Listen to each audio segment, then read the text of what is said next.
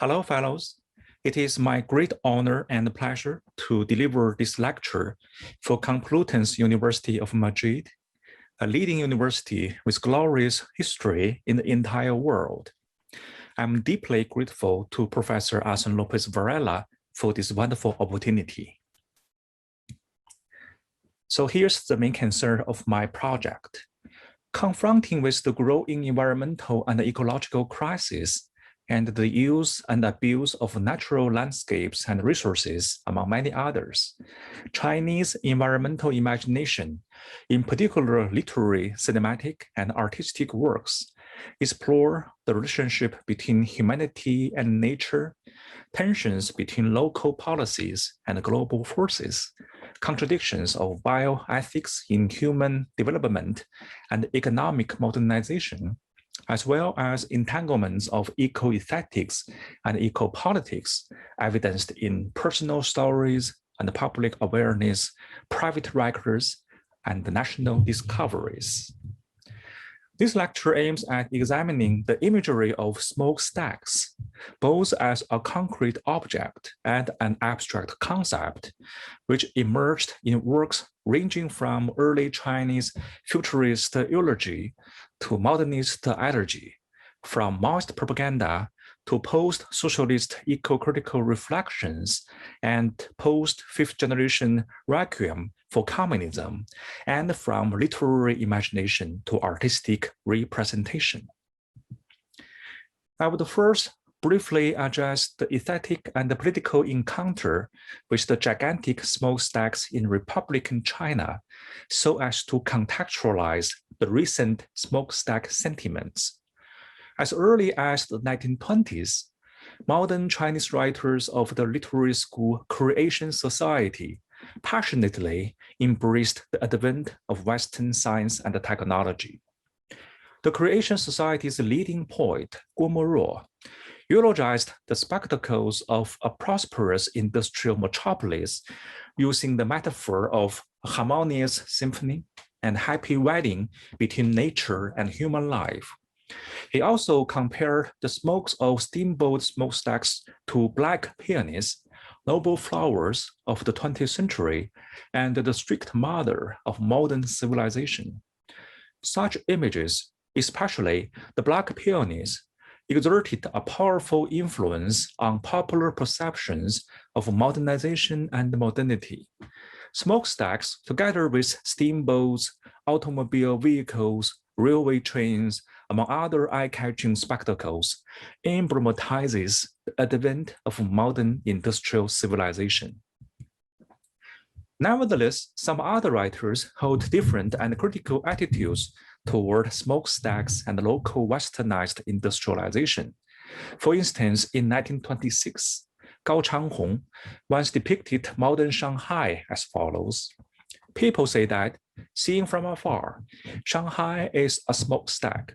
It is right in this smokestack we can see scientific achievements, obese capitalists, imperialist iron hills, newest and highest artistic creations, and all others.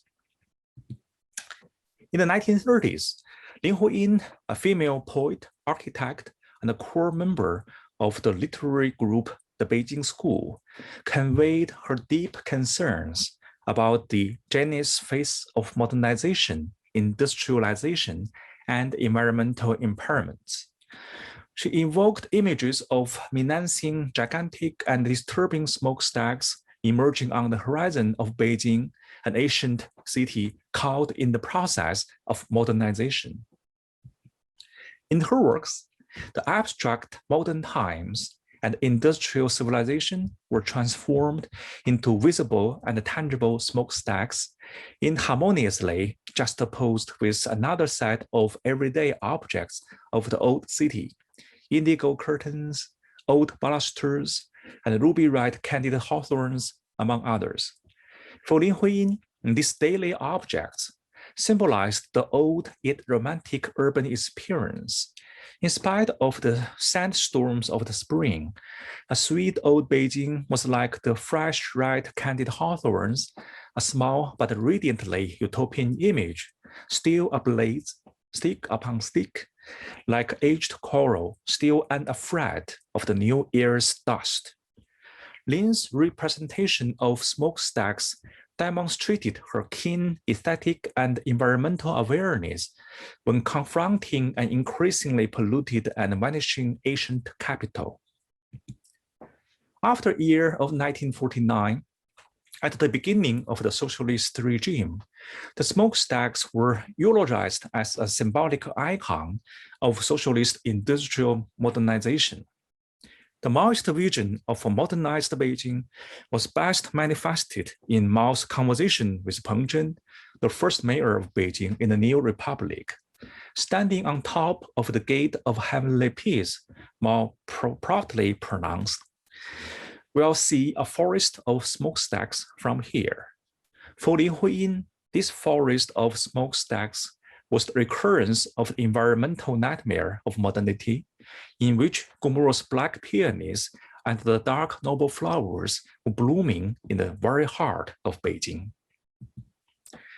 One salient example of smokestack in this early stage of socialist China can be found in Xian Qun's 1952 film adaptation of Lao She's 1951 three-act play, Dragon Bear Ditch.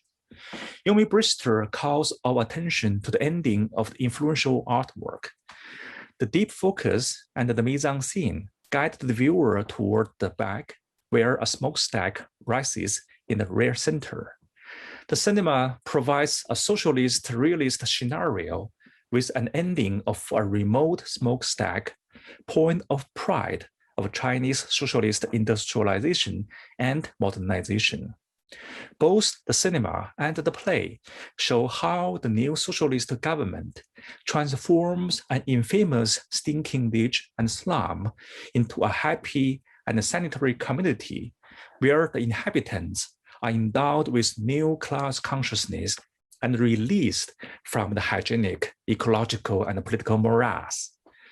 The remote smokestack in the cinematic adaptation more or less functions as a coordinate or serves as a beacon, torch, or light tower, witnessing and illustrating the socialist construction and industrial development. During the Maoist regime from 1949 to 1976, the smokestacks, once criticized as a token of repressive industrialization and capitalism in Republican Chinese literature, film, and woodcut art before 1949, now had re-emerged and transformed into an icon of socialist construction in the high Cold War era. It pervaded literary texts, theatrical performances, cinematic productions, and socialist paintings, water, ink, or oil. Julia Andrews focuses on Fu Baoshi's artwork, Ode to Yuhuatai, painted to illustrate a contemporary commemoration of communist soldiers who died in a nationalist prison in Beijing, in Nanjing, and points out that the painting is a highly romanticized view of the city of Nanjing, in which industrial images are used to extraordinary pictorial effect. The foreground is defined somewhat photographically by pine branches hanging down from the upper right corner. Less photogenic, but with a surprising abstract beauty, are the delicately rendered power lines sweeping across the lower right section of the picture. The middle ground, in which a memorial still dominates a tree-covered hill, occupies the left side of the picture. A tiny file of young pioneers proceed along a hilltop path to pay respects to the heroes. In the distance, we see the hazy city, its smokestacks emitting delicate strokes of gray ink. Nevertheless, since Mao passed away in 1976 and China entered the reform era, the smokestacks have been widely understood as vestiges of the problematic socialist practice or signs of both utopian blueprints and dystopian ruins in the Maoist development and environmental conditions. From reportage to fiction and poetry, from cinematic representations to art exhibitions, the growing challenges of ecological deterioration propelled Chinese film directors, artists, and writers to expose current industrial pollution and to call environmental protection. For instances, Shaqing's Beijing Out of Balance in 1986 revealed the lack of water resources in Beijing and warned people of the costs and dangers in obsession with producing iron, steel, foundry cokes, and plastics. Ye Guangchen's Picking Mulberries in 1999 captured a scene that the ancestral grave is demolished and rebuilt as a cement factory where smokestacks spray grey dust and crushing, grinding, and dedusting equipment makes loud noises. The most remarkable, controversial, yet ephemeral documentary is Under the Dome, 2015, a self-financed and TED-like artwork by the former CCTV host Chai Jing, who once agreed that coal brought warmth and energy, and that was significant. After 1980, Beijing had over 3,000 factories. For an agrarian nation that was eager to expand, smokestacks were a symbol of progress. Yet, during the process of preparing a series of interviews and reports, Chai Jing realized that the formless threat and the harms posed by different types of pollutions were looming large, thus provocatively changed and redefined her role and strategies to confront the environmental predicament. At the time, I was no longer a reporter, but an eyewitness. And the Dome provides a scientific, multidisciplinary, personal, and emotional investigation of the prolonged and severe smog haunting Beijing and China, and lists smokestacks and related industrial and chemical pollutants as the source of Chinese environmental and ecological crisis. This belated eco-critical epiphany compellingly responds to Lawrence Buell's prophetic interpretation of toxic discourse. The fear of a poisoned world is being increasingly pressed, debated, debunked, and reiterated from many disciplinary vantage points: medicine, political science, history, sociology, economics, and ethics, among others. In the same year, 2015, Zhang Ke's Smog Journeys, a 7-minute dialogue-free documentary made for Greenpeace, begins with smokestacks, actually cooling towers of thermal power plants, as an iconic and gigantic existence.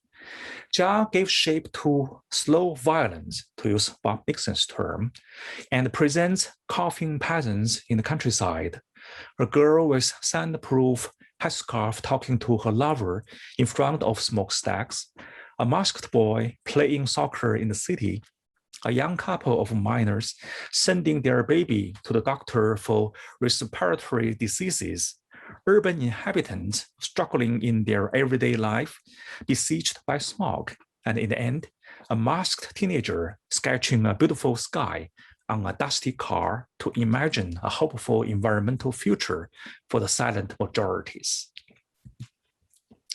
Zhao Liang's film Bohemians provides an artistic and a documentary representation of the vast mining industry, ghost city, Mongolian prairies, air pollution, and its catastrophic impact on coal miners' health.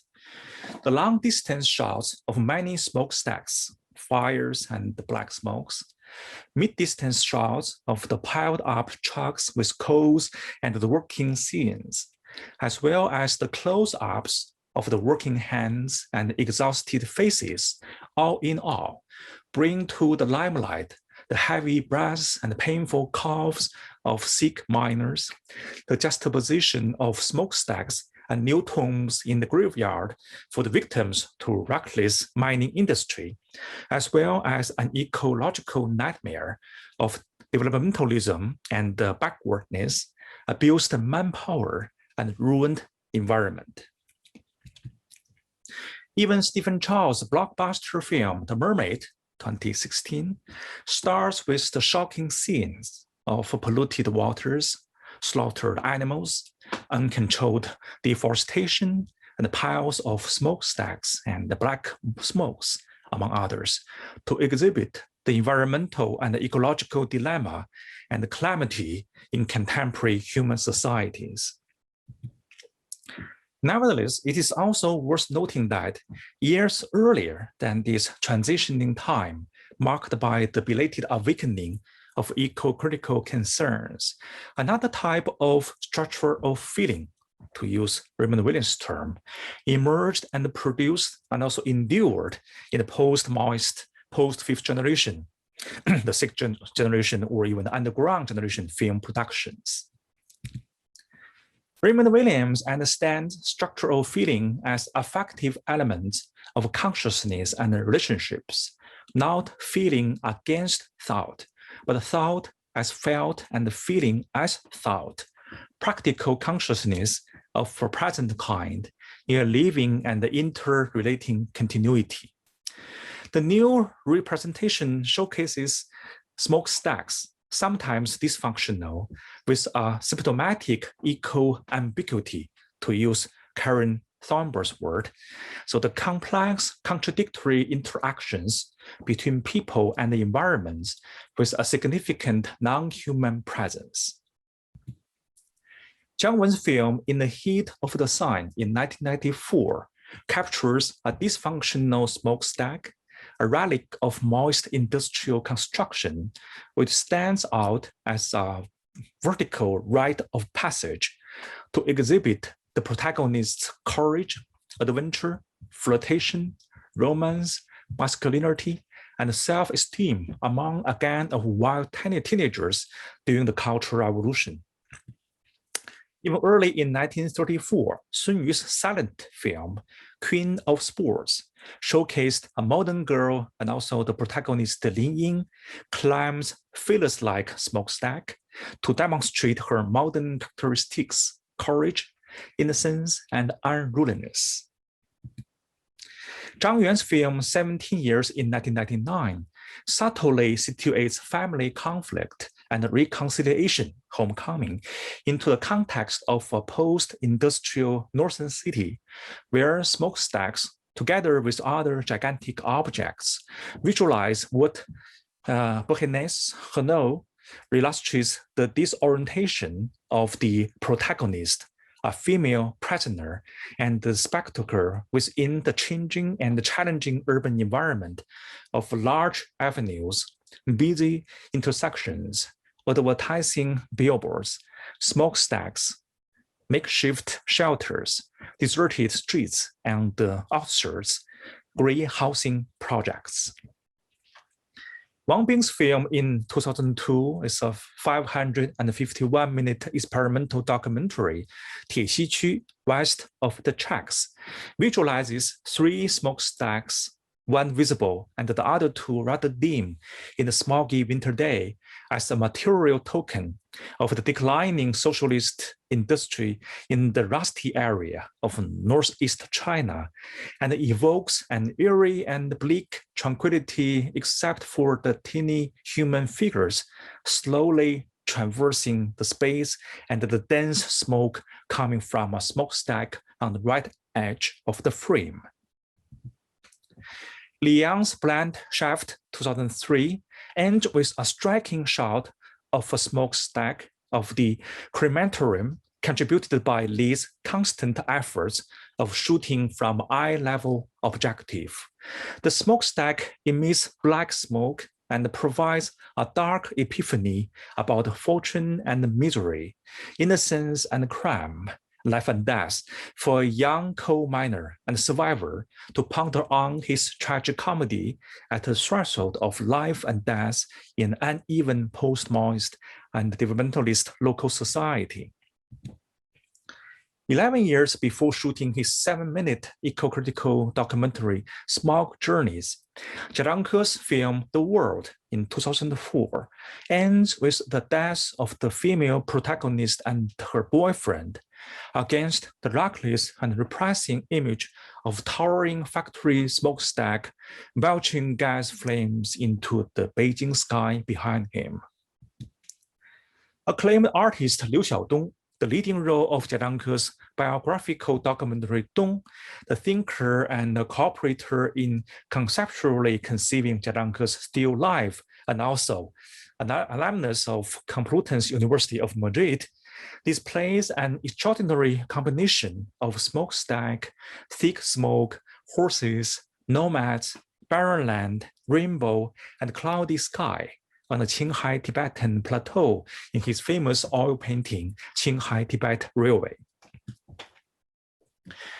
Jadangke's other film, 24 City, in 2008, envisages a transient image of a gigantic smokestack above the deserted factory buildings with broken windows and glasses, and tells the story of post-Maoist new generation's struggle and rebel, abandoning his parents' profession, stepping out from the track designed by his father generation, and embarking on a new path with passion and expectation. One episode in Jadangke's documentary film, I Wish I Knew, in 2010, features Huang Baomei, a historical figure and a female model textile worker in the 1950s Shanghai.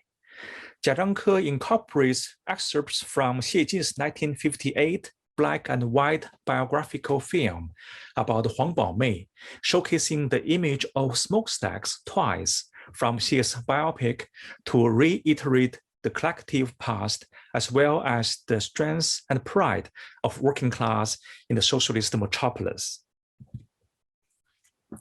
When choosing settings for his musical, Perhaps Love, Peter Chan caught sight of smokestacks in the 21st century Beijing and regarded the industrial spectacles as Beijing's most beautiful scenery, colored by industrial nostalgia.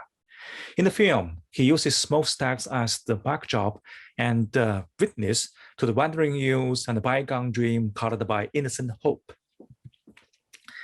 Edward Burtynsky's Manufactured Landscapes in 2006, together with Jennifer Backwell's cinematography, visualizes the beauty and the cruelty of large-scale smokestacks and the devastated landscapes in China, with the captivating and controversial connections and tensions among images, still and moving, sounds, voiceover and music, and words from the artists to the local Chinese interviewees. This experimental film ends with the sun shining over smokestacks and the neon lights here, the neon signs, lighting up the black coals.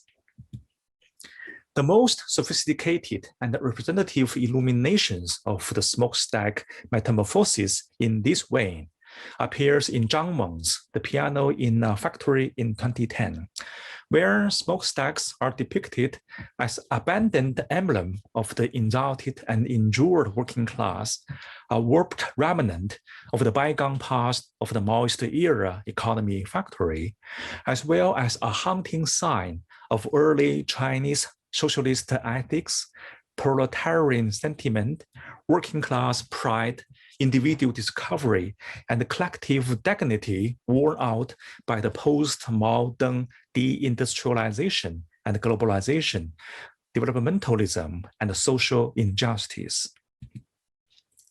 Zhang Meng famously visualizes the ritual of bidding farewell to the two about to be demolished smokestacks with feelings of mourning and nostalgia.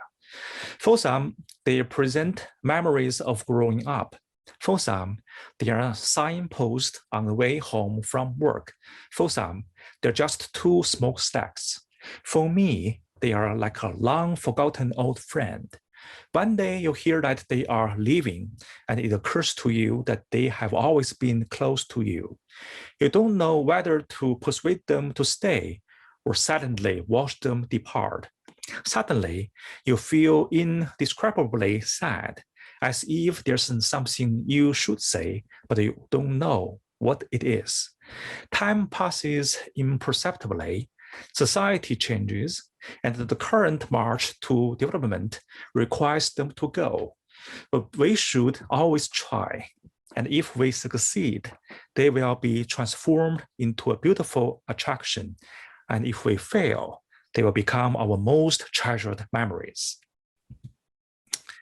In a different yet relevant context, Jefferson Covey and Joseph Heskett examined the problematic smoke nostalgia, the industrial decline, environmental disaster, and the dual symbolism of smokestack industries, part might, power, and prosperity, part pollution, waste, and toxicity. The point of departure for any discussion of deindustrialization must be respect for the despair and betrayal felt by workers as their mines, factories, and mills were padlocked, abandoned, turned into artsy shopping spaces, or even dynamited. Another recent and nuanced study of photographic smokestacks, an alternative mode of nostalgia for a bygone industrial past, is vividly evidenced in Tim Strangleman's juxtapositions of smokestack nostalgia, ruin porn, working class obituary, and the deindustrial representation. Regarding the piano in a factory, Dai Jinhua, a prolific film and cultural critic, underlines Zhang Meng's psychoanalytic understanding of the two smokestacks as the failures of the working class, and further responds with an insightful interpretation that the blasting of the smokestacks not only extends and reiterates Chen Guilin's feelings of helplessness as he reluctantly gives up his daughter, but also provides a straightforward castration scene for the symbolic death of the worker as father. I would take a different approach and argue that dysfunctional smokestacks lose their environmental jeopardy and remain or function as a relic of the socialist and industrial past, a witness to the change of working community and class consciousness in post-Maoist cinematic representations, a token of nostalgia of the bygone era and collective awareness, a landmark tower-like clock or time machine signpost, and a precious friendship to be cherished in post-industrial memory and trauma at the beginning of the 21st century. To sum it up, the metamorphoses of smokestacks have materialized and incarnated from modernist poetry to realist reportage, from artworks to mainstream propaganda, and from underground documentary to avant-garde films. This large-scale environmental object and its illuminating eco-ambiguity envisions and exhibits the changing notions and practices of modern Chinese environmentalism, the structural transformation of feelings and emotions, and the transition of cultural memories and ecological awareness at a time of crisis. Thank you very much.